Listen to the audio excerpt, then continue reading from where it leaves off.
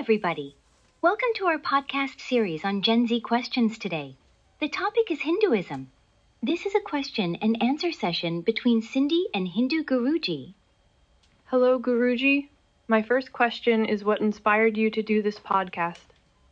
Om Shanti, Namaste. Let there be peace everywhere. I noticed that the younger generation does not know much about Hinduism. They don't know what Sanatana Dharma is.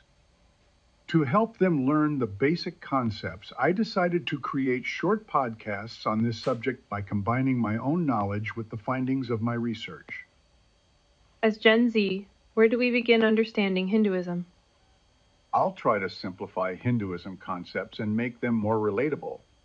Hinduism is also known as Sanatana Dharma or eternal Dharma.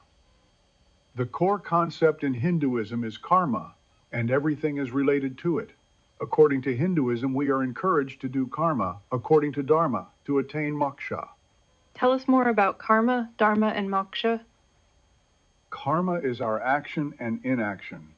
It is the concept of cause and effect. The idea is that if we do something, there is a consequence to it, whether the karma is good or bad, harmful or harmless. It does not matter whether you were aware of it. Every karma will have a consequence that can show up immediately or at a much later time. Effects can show up in later generations or in later lives. Dharma means duty and destiny. It also entails rules, laws of nature, code of conduct, and discipline. It indicates that there is a certain destiny everybody is born with, and we have to know about it or figure it out. Then we must follow it, and that is the easiest way of living this life. We need to figure out why we are born, what our goals in life are, and what our role in society is. Once we find the answers to these questions, we must march ahead in our own path without hesitation.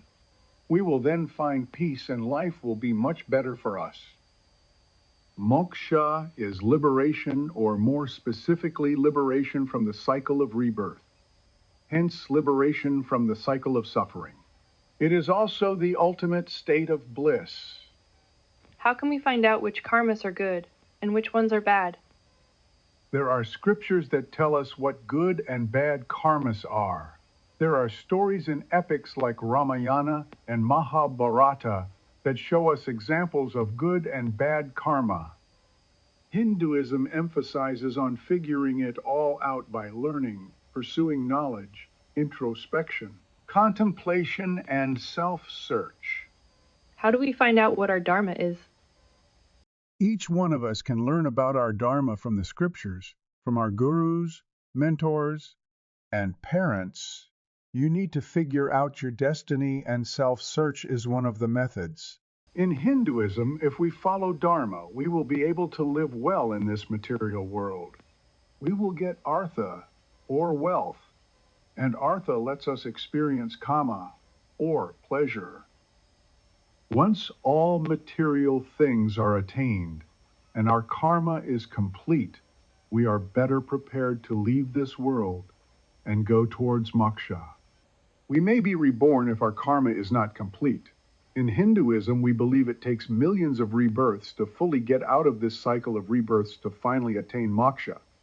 What is God in Hinduism? Brahman is the closest equivalent of the concept of God. Brahman is not a deity, but it is the ultimate truth. It is known by the sound Om. All Hindu gods are manifestations of Brahman. The demigods are reincarnations of those manifestations. Each demigod represents attributes around us that are important for our worldly existence. How do you explain the stereotypical concepts of cow worship, caste system, idol worship, multiple gods, reincarnation, and vegetarianism? In ancient India, cow's milk was the primary source of nutrition for the masses apart from the many benefits of the cow's milk. The cow itself is seen as a very benevolent and friendly animal, similar to how we keep dogs as pets these days. Cows became a part of the family and home. Further, similar to how the people of some countries consume dogs while others don't, Hindus don't eat cows while other people do. Guruji, tell us about the caste system. Whole world knows about this, and I heard there are a lot of misunderstandings about it. The caste system is actually a community identification system stratified during the British rule in India. Caste can also be called professional guilds, where people formed communities around their common profession. People misinterpret caste as Varna. Varna is mentioned in Hindu scriptures. Caste is never mentioned in any Hindu scriptures. Varna and caste are two different things. Varna in Sanskrit means flavor or color. Every individual is born with a mix of these different flavors. These flavors represent our innate skills and potential role in society. Varna was used to identify a child's role in the society, and it was a system of division of labor. Each Varna was skilled in their own field of work and was responsible for upholding that important facet in order for society to function as a whole. No Varna was considered better or worse than the other. In Rig Veda, the first Veda, Purusha Sukta verse 10:90-12, it is clearly mentioned that all Varnas are part of the Purusha. Purusha is Vishnu, and Vishnu is all of us, because God resides in all of us. Also in Gita, Krishna said that all Varnas are gunas, qualities that are all present in him. Castes, also called jatis or communities, may have arisen out of Varnas over time because people started forming their own professional guilds and communities. People in similar or the same profession stayed together. This phenomenon is seen even today in every religious group and in every society. Caste-based distinction is not different from region or religion-based distinction. In fact, caste-based discrimination is banned in India. Moreover, Indian government has provided financial help, education, and job reservation to the underprivileged castes ever since independence in 1947. Moving forward, people need to know the difference between the word caste and Varna and move away from these community-based segregation. They must also move away from region-based segregation as well as religion-based segregation, if possible, and they should come together under a reconciled common Dharma. Guruji, tell us why Hindus do idol worship and have so many gods and goddesses.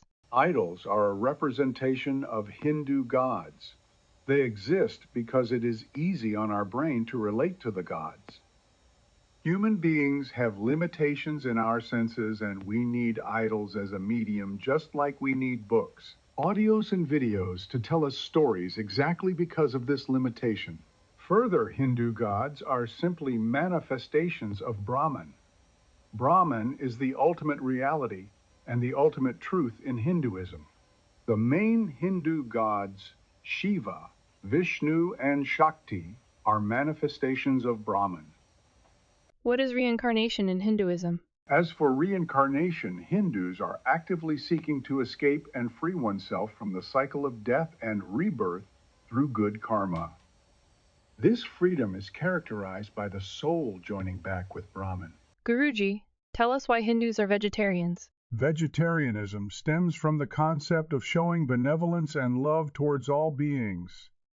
In the foremost Hindu scripture called Vedas, there are prayers offered to every being and every element around us prior to the start of any ritual. Every Hindu god and goddesses have an animal as their companion. Hinduism claimed to be the one and only true religion? No, not at all. On the contrary, Hinduism may be the only religion that is pluralistic and inclusive. It accepts the fact that there are many ways to attain moksha or to realize God. Within Hinduism, there are darshanas, or views, which often disagree with each other on these different paths. Hindu openness also can be a problem for Hindus when they come in contact with religions that are exclusive and discriminatory. Hopefully, the Hindu concept of inclusivity can pervade all religions to achieve world peace. We reconcile science with Hinduism. Hinduism came into being very organically. It is one of the most ancient religions still practiced today. It has all the elements of ancient science in it.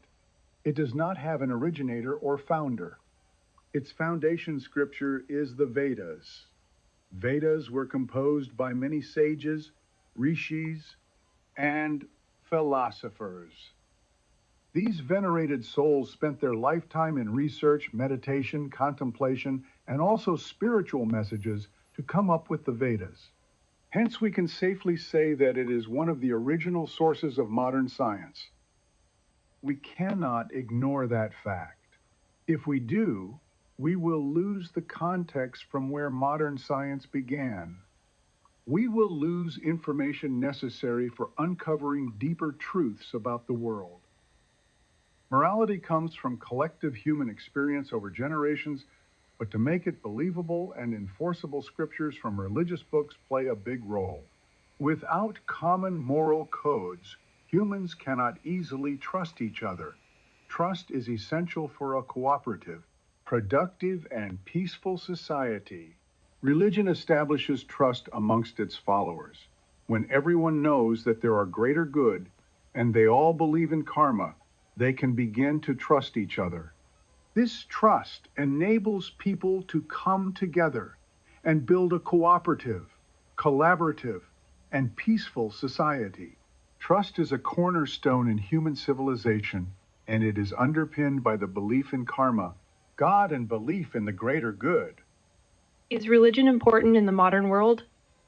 Yes, for multiple reasons. Religions, especially Hindu Dharma, are ancient science that originated when our ancestors were still figuring out the world and the universe. We have not fully understood everything about the world and the universe. Science is an ongoing journey.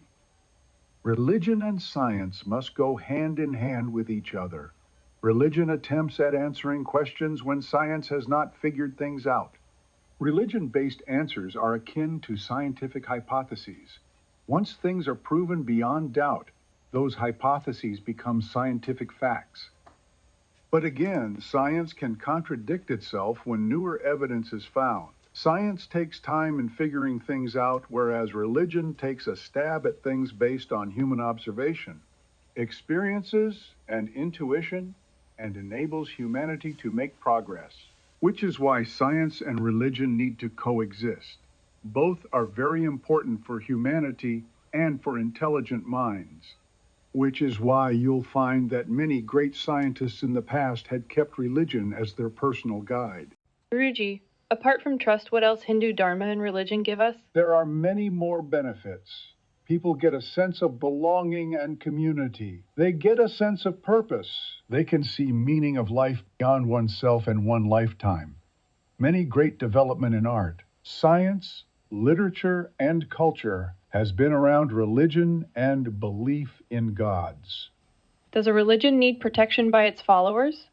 That's a tricky question. Hindus in general believe that gods can protect themselves because they are omnipotent, all-powerful, and mighty. But fact is that in this material world, gods literally do not themselves come to uphold Dharma.